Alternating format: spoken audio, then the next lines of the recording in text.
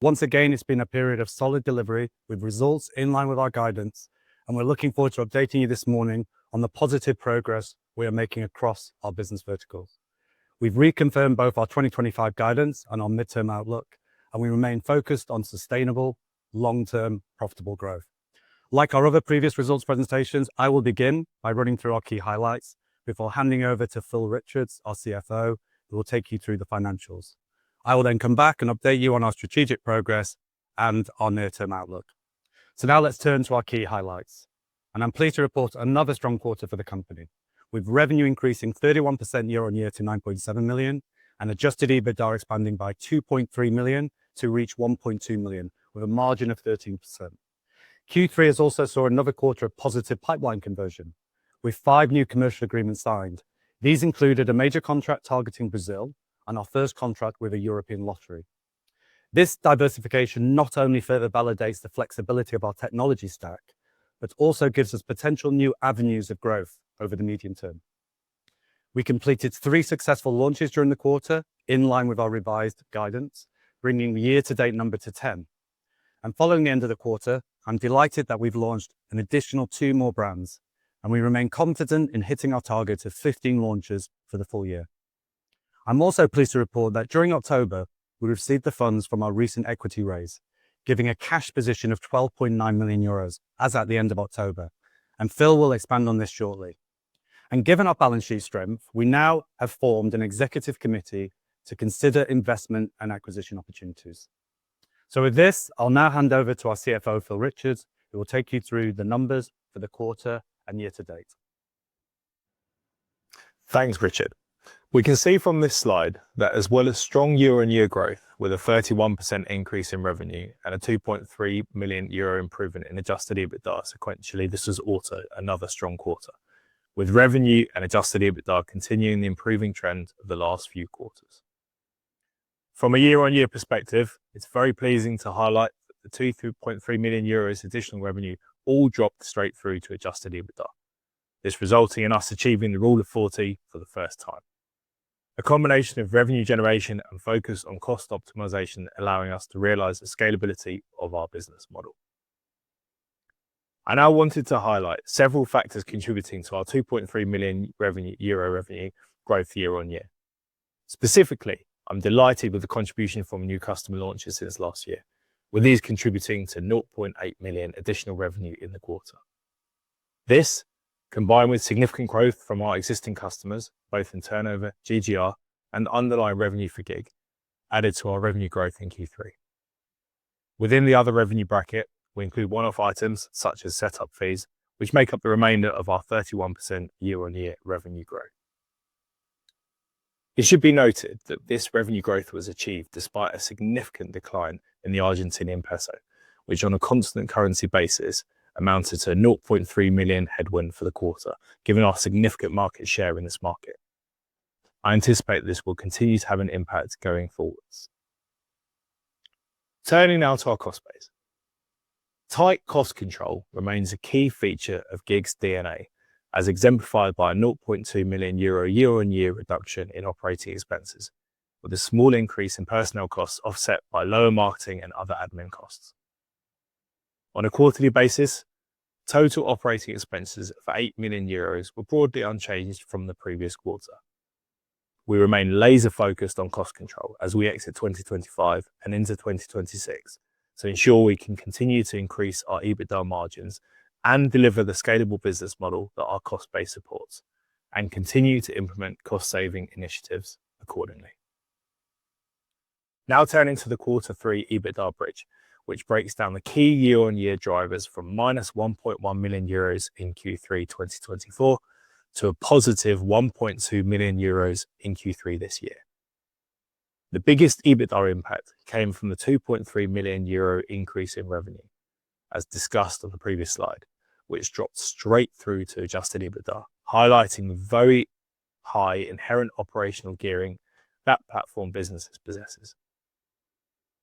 While cost of sales did increase by 0.2 million euro, reflecting the increase in revenue generating activity, this was fully offset by previously referenced reduction in operational costs, resulting in that quarterly adjusted EBITDA result of 1.2 million euros. Our cash burn continues to improve, with underlying cash outflows decreasing month on month, reflecting the improving revenue generation and cost control within the business. We invested 4.1 million euros in PPE and software development during the period and had a working capital outflow of 0.7 million euros, with loan and lease payments totaling another 0.7 million euros. The receipt of the directed share issue announced in June meant that we closed the period with 4.7 million euros of cash. Subsequent to the period end, we've also received a further 11 million euros of directed share issue proceeds, and this leaves us with a gross cash position of 12.9 million euros and just 0.1 million euros of debt. The board is satisfied with the strength of the company's balance sheet and, in the interest of all shareholders, do not currently envisage the need for additional funding at this point in time. If we turn then to the year-to-date performance, we're extremely pleased with how the 9 months have unfolded, with a 22% or 5 million euros increase in revenue to 28 million euros revenue, of which 1.5 million euros have come from new custom launches this year. It's worth noting that on a constant currency basis, the Argentinian peso euro decline throughout the year has had a 0.5 million euro adverse impact on our revenues year to date. Operational costs have been reduced by 0.6 million euros year to date, which means that adjusted EBITDA has increased by 5.7 million euros to a positive 2.6 million euros for the 9 months to the 30th of September. Or put another way, revenue has dropped through to adjusted EBITDA at 114%. It's with this context I wanted to reiterate our guidance both for the end of this year and 2026, being revenue of at least 39 million euros and an EBITDA of at least 5 million euros, with the 2026 figures being at least 56 million in revenue and an EBITDA of at least 15 million. Within this, a key metric underpinning 2026 remains that of cash generation by the end of H1 2026, which we're fully focused on to deliver through a combination of continued cost control and revenue generation dropping through to the bottom line. I'll now hand you over to Richard, who will run through the latest updates on the progress made during the quarter against our strategic growth pillars. Thanks for that, Phil. So in this next part of the presentation, I'm going to take you through how we are executing against our key strategic growth pillars and how our investment is benefiting our partners and positioning GiG for sustainable, long-term profitable growth and underlying cash generation. So as a reminder, we started the year with 4 key strategic growth pillars: enhancing our technology and product offering, improving operational execution and efficiencies, entering new markets and launching new clients, new business growth, which is all about adding new partners into our ecosystem. And in light of our recent balance sheet strengthening, we've added a 5th strategic growth driver: partnerships and M&A. So now let's take each one of those in turn, starting with enhancing our technology and product, which, as I reported previously, is now starting to gain real traction group-wide by helping to drive additional underlying growth for our existing operators, as well as aiding the team in winning new partners. And to help accelerate this momentum, we formally launched our in-house AI ecosystem, which is designed to consistently evolve our product to the benefit of our partners, and I'll talk more about this on the next slide. Now, during this quarter, we also rolled out multiple product enhancements around currency, languages, payments, and an improved bet builder product for Sportex, as we've continued to develop our market-leading products to ensure that both our existing and new partners can take advantage of the latest in platform and sportsbook technology to enable them to compete more favorably. Turning to our AI ecosystem, and I'm particularly excited about the transformative role this will play for both our business and our partners. We believe this will be truly revolutionary, empowering our customers to grow more efficiently and effectively while enabling GiG to scale operations, enhance efficiencies, and drive long-term shareholder value. Our journey in AI began back in 2024 when we established a dedicated AI team to help drive AI adoption throughout GiG. And I've recently challenged the teams to ensure that by the end of 2026, at least 15% of all written code will be AI generated. And I'm pleased to say already the recently created mobile team is outperforming this target, with 25% of all code written generated by AI matching. AI is also deeply embedded across other areas of our business, driving innovation and efficiency. A strong example of this is Excite, our AI-powered front-end builder, which enables instant creation and seamless deployment of our new brands, dramatically reducing time to market. In addition, our AI-driven game recommendation engine is already delivering an additional half a playing day a month and improving our operators' churn prevention by 33%. Our fraud and risk management models have been particularly successful since launch, reducing false positives by over 30% and improving detection efficiency by 40%. Our ambition here is clear: to position GiG as a leader of applied artificial intelligence in iGaming. By embedding AI in the heart of everything we do, we are building an AI-first ecosystem designed to scale efficiently, deliver tangible benefits to our partners, and ensure mutual success across the value chain. Now, moving on to our second key priority, improving operational execution and efficiencies. And as Phil discussed during his financial slides, tight cost control is constantly being embedded into GiG's DNA, and improving operational execution is a key company-wide focus that I'm pleased to say we are executing strongly against, as evidenced by the year-on-year decline in costs. For example, in Q3, we reduced headcount in our managed services operations by 9%. With no detriment to our partners, as highlighted in the previous slides, the expansion of AI will allow us to go further in this respect with the introduction of AI chatbots. Alongside the headcount efficiencies already realized within our managed services, we've also concluded a significant re-architecture project, allowing us to move away from VMware virtualization stack with an annualized saving of 0.4 million. We've also mitigated the cost of additional capacity requirements through the initiation of our compute savings plan, allowing for efficiency gains and a lower cost base for future launches. And during Q4, we've implemented additional initiatives to ensure our cost base is optimized for future growth, allowing us to deliver value to our partners and shareholders. Now turning to new market expansion, which is one of GiG's most important growth drivers, as it not only expands our addressable market, but allows for the addition of new partners into our ecosystem. We expect our Brazilian market launch to occur in the latter part now of Q1 2026, with our market entry readiness complete by the end of 2025. We remain alive to additional new market opportunities, with the team currently exploring new markets in both Asia and LATAM. And in terms of launches during the quarter, 3 clients were successfully launched, and this momentum has continued into Q4 with an additional 2 launches. Now turning to the fourth growth pillar, new business growth. I'm pleased to report we continue to successfully focus on winning new business, with 5 commercial agreements signed during the quarter, including the previously flagged technology supply agreement for a European lottery and the aforementioned Tier 1 partner targeting Brazil. Our near-term pipeline remains very healthy, with strong engagement in Europe and LATAM for both our sports and casino offering.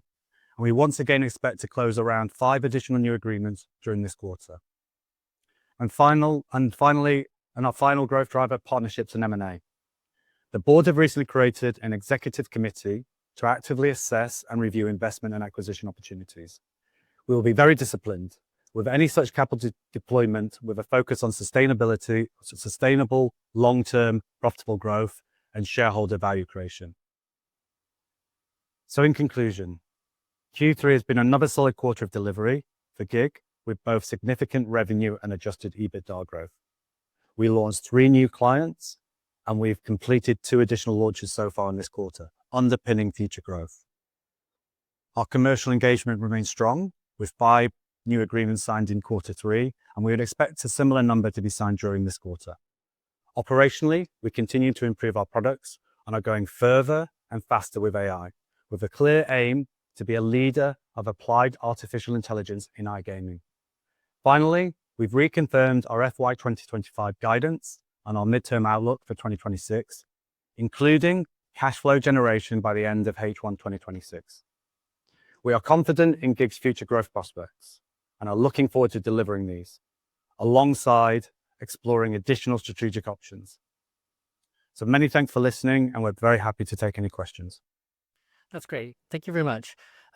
The first question really is probably targeted to Phil. This question is focused on growth and some of the drivers. The company saw strong revenue growth, 31% in the third quarter. How much of it was driven by new customers signed in the year to date? And when do you expect some of the new customers in 2025 to begin impacting growth rates?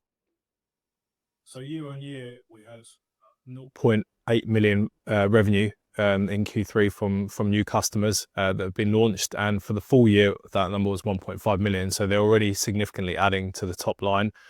As we mentioned, we launched 3 customers during the quarter, towards the end of the quarter, with an additional 2 more already launched in this quarter. So those will start driving revenue in Q4 and beyond as well. So the impact has been, quite significant already, but the impact of these additional launches will start being seen in Q4 through into next year as well. That's great. Thanks, Phil. The next few questions here seem to be directed at Richard. This one is on the Brazilian market that you guys have been quite positive on and the potential of. Can you give us any more details on the market size, the growth rates there, and the positioning of the major operator that Gig is signed with? Yeah, absolutely. So the market's currently sort of anywhere between around $4 billion.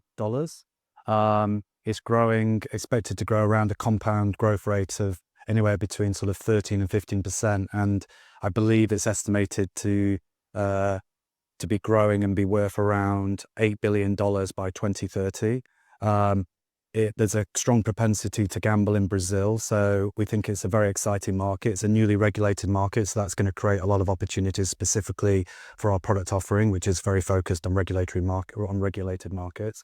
There's no doubt that it's also a very competitive market, but we believe that the partner that we're launching, they have very, very ambitious growth plans. They want to spend a lot of money on marketing, and so we're just very excited to be launching into Brazil. And we think once we're live, there'll be other opportunities as that market goes through the transition from unregulated to regulated. Great. This next question is more targeted at the operations of the business, and in particular, I think the question highlighted the focus on AI in your presentation as a significant driver of margins and product improvements.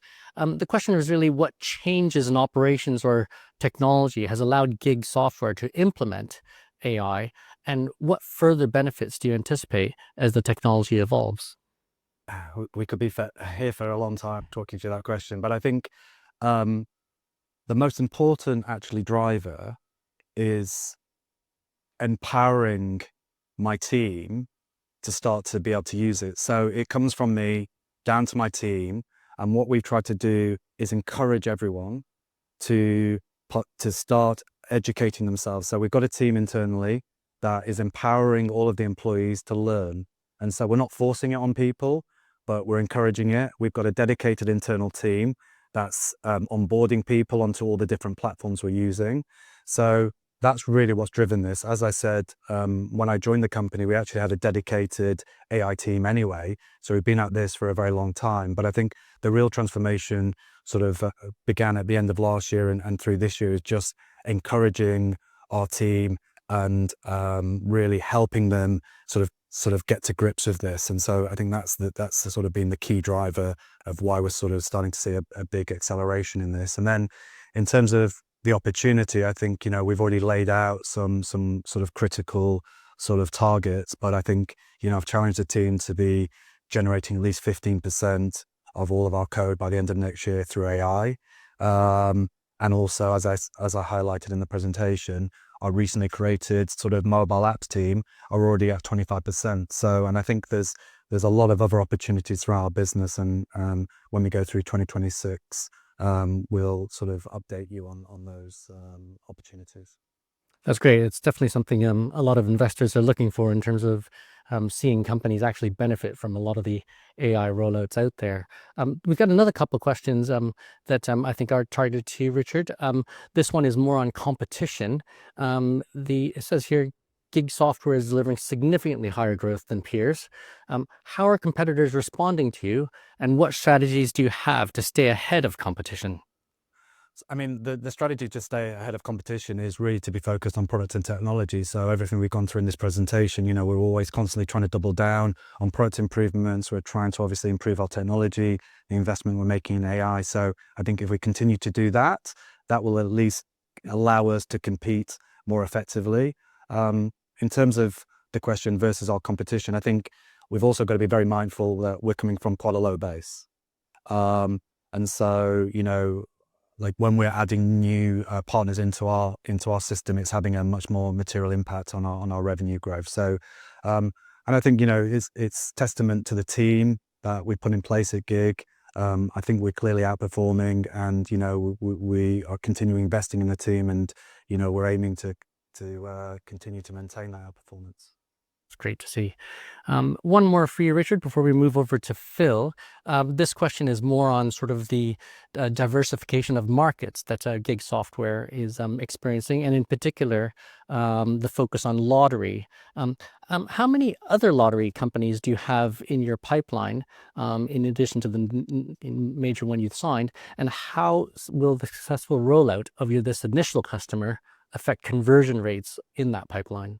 It's a very good question, and you know, my previous businesses, you know, I was very fortunate to win quite a few lottery clients, and it was very, very difficult though for us to get the first one.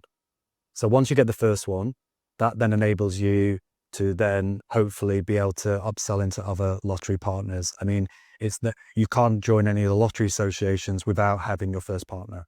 So I think this first one, when we launch it midway through next year, I think will be a significant catalyst. In terms of our pipeline today, it's very, very early days from a lottery perspective.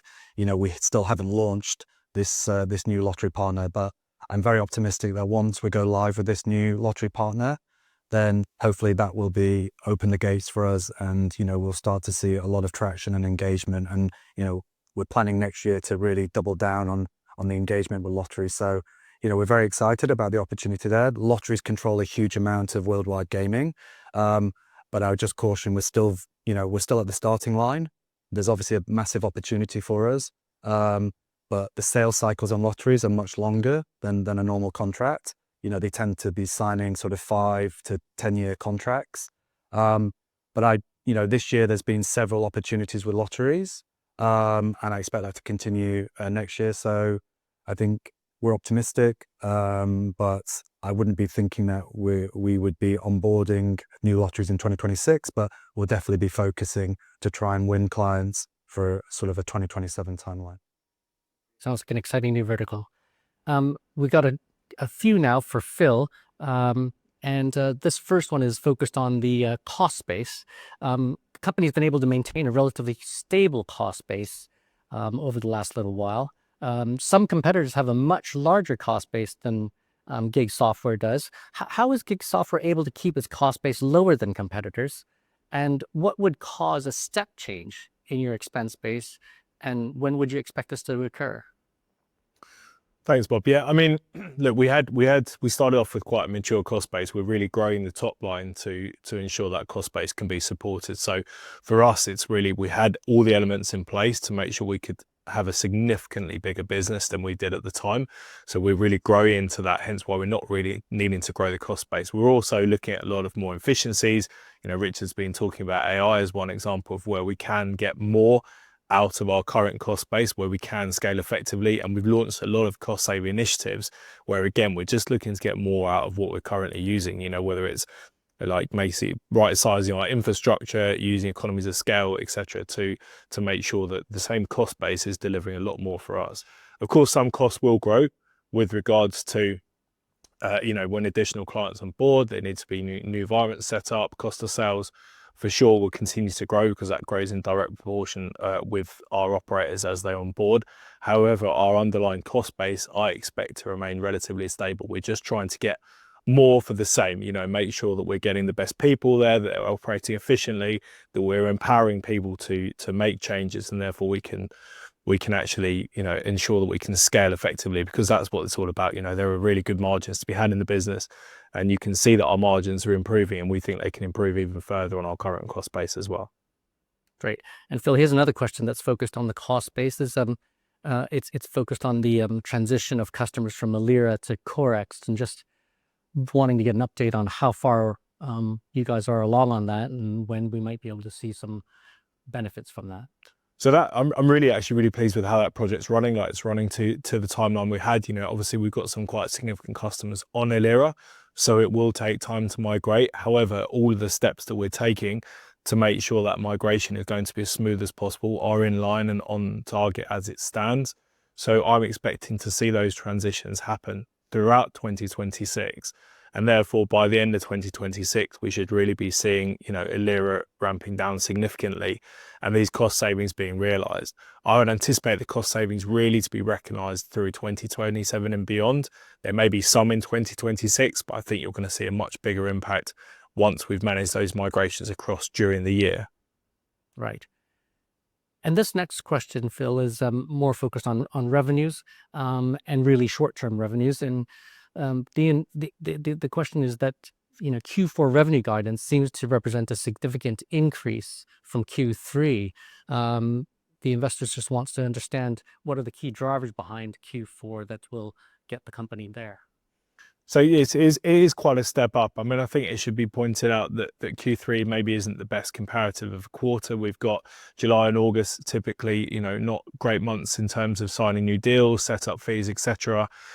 You've also got a lack of activity on the sportsbook side in July and August. You know, it's not a World Cup year, you know, typically, so that turnover is slightly depressed, which would also have an impact as well. And then on top of that, we've got the addition of these new customers, the new launches that we talked about. So you've got your 3 launches that we did during the course of Q3 happen towards the end of Q3. So you've got a full quarter impact of that.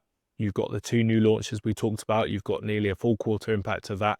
So it's a mixture of all of these different elements, whether it's, you know, additional setup fees, it's the performance of new launches, is the uptick in turnover expected from the seasonality in Q4.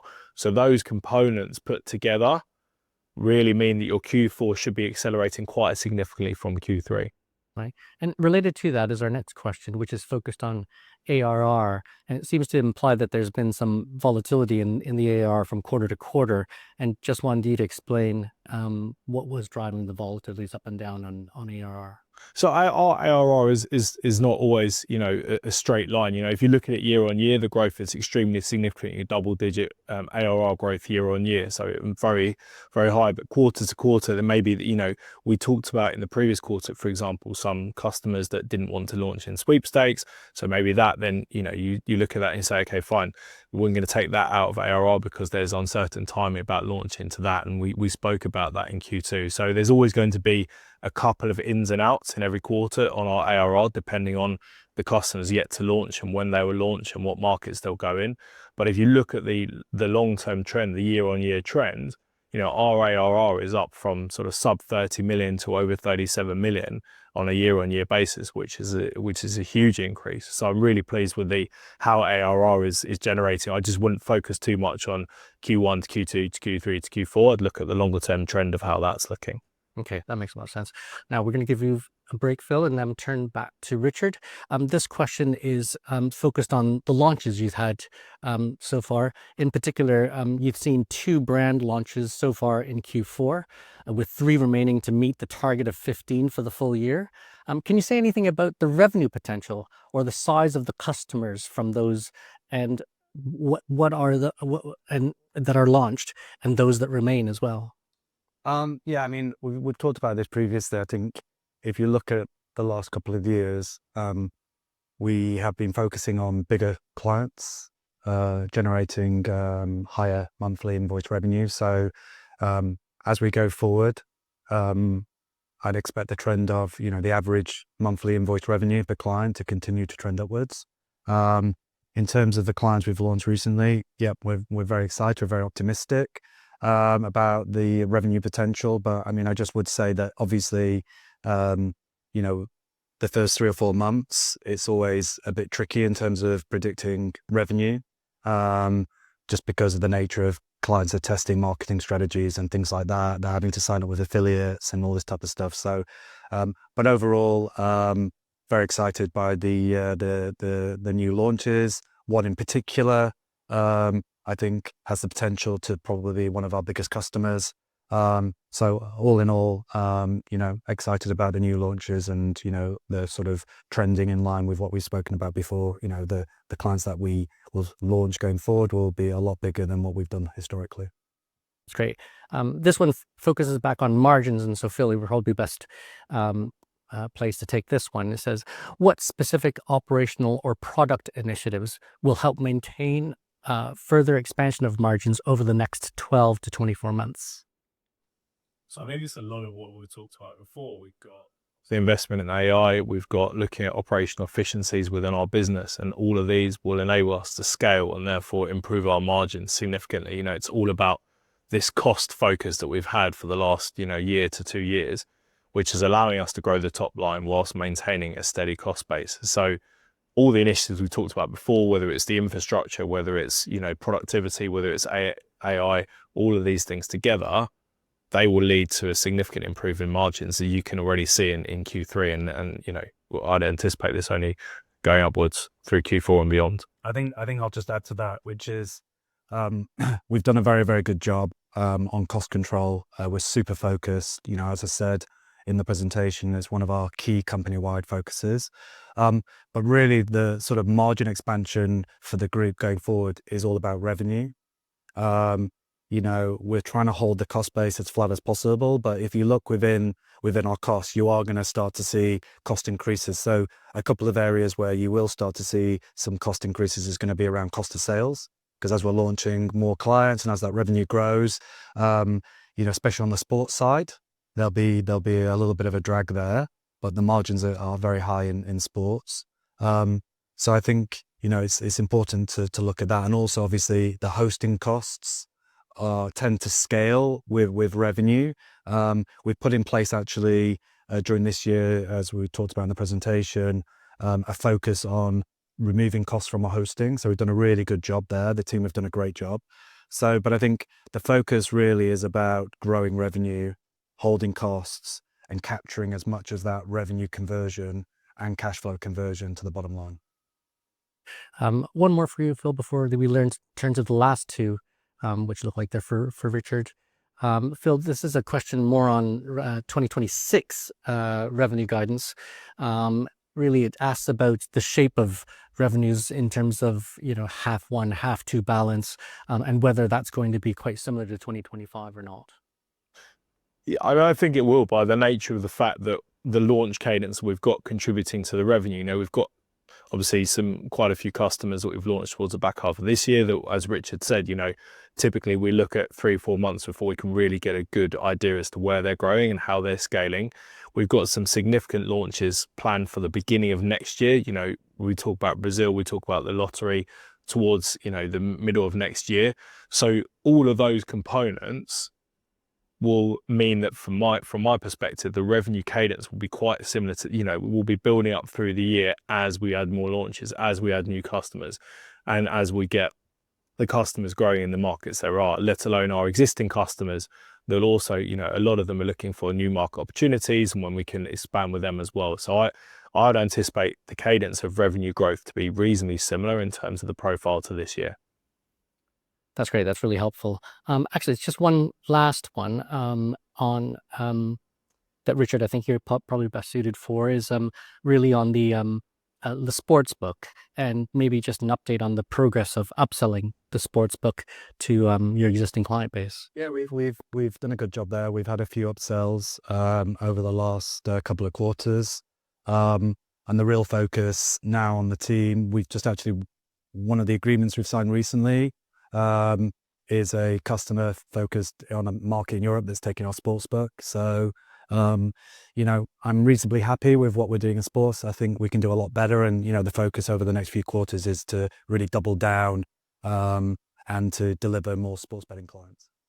Do you mind if I just jump in as an example in Q3? I mean, the great thing about adding sportsbook to our existing customers is how quickly we can add sportsbook. So we launched with 3 weeks that we managed to add a sportsbook into one of our existing customers, which was a fantastic story. So it's a very good upsell story for us. It's great for our partners, and we can go very quickly into that space.